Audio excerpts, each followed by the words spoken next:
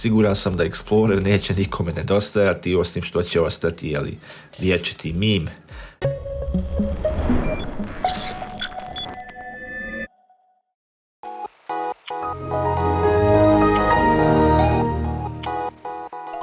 Čujete li ovaj nostalgični zvuk? O da, za vas malo starije ovo će svakako biti nostalgičan video jer se vraćamo u prošlost i gledamo kakav je to zapravo bio Windows XP, kako danas funkcioniše, da li je uopšte upotrebljiv u 2023. godini.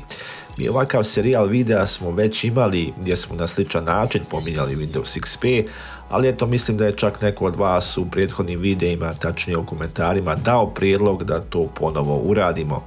Ako želite da pogledate prvi naš video o Windowsu XP, ostavit ćemo link u opisu, odnosno deskripciji.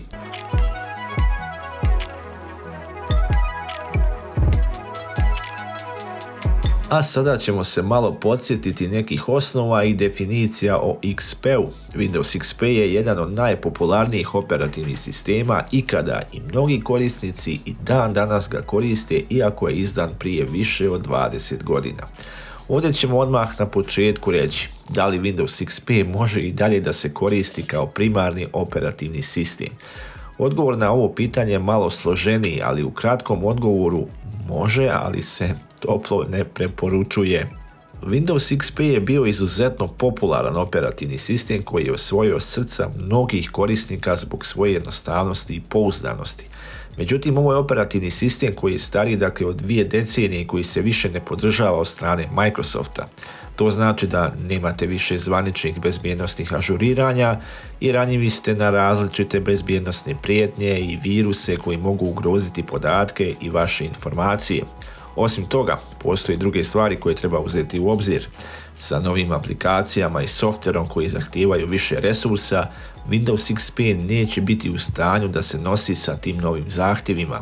To vam znači da korisnici koji koriste Windows XP i danas moraju da se zadovolje sa starijim verzijama softvera koji će raditi na tom operativnom sistemu.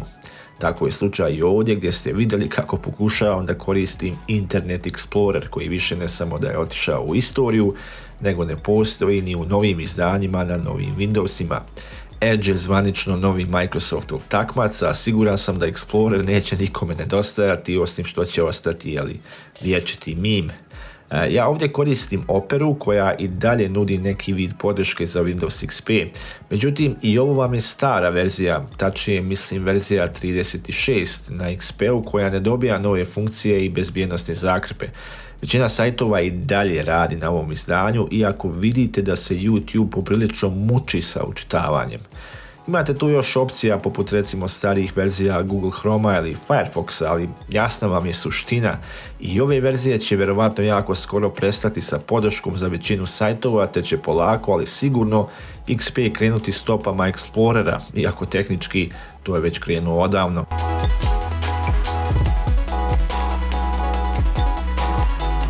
Gaming je također jedna izuzetno bitna stvar danas koju vjerujem većina vas praktikuje. Steam recimo na Windowsu XP ne radi.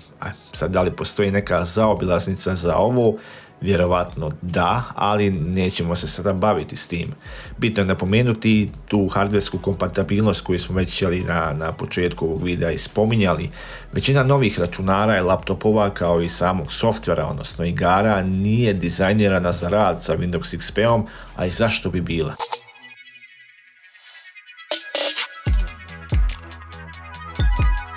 Dakle, u zaključku, iako je Windows XP bio izuzetno popularan operativni sistem koji je bio jednostavan i pouzdan, ne preporučuje se da se i dalje koristi kao primarni operativni sistem.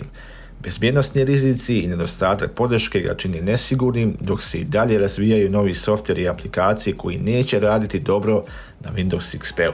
Ako želite da koristite operativni sistem koji je pouzdan i siguran, preporučujemo da se okrenete nekim novim verzijama Windowsa ili nekim drugim modernim operativnim sistemima, da tako kažemo.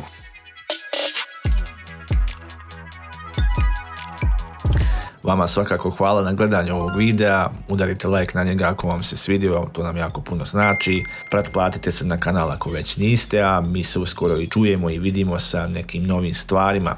Još jedna napomena, dakle, ako vam se sviđa ovakav tip videa, napišite u komentare pa izaberite neki operativni sistem, odnosno neku stariju verziju Windowsa koju možemo ponovo da posjetimo i da vidimo kako ona danas funkcioniše, ako uopšte išta i radi. U svakom slučaju hvala vam na gledanju i vidimo se. Pozdrav!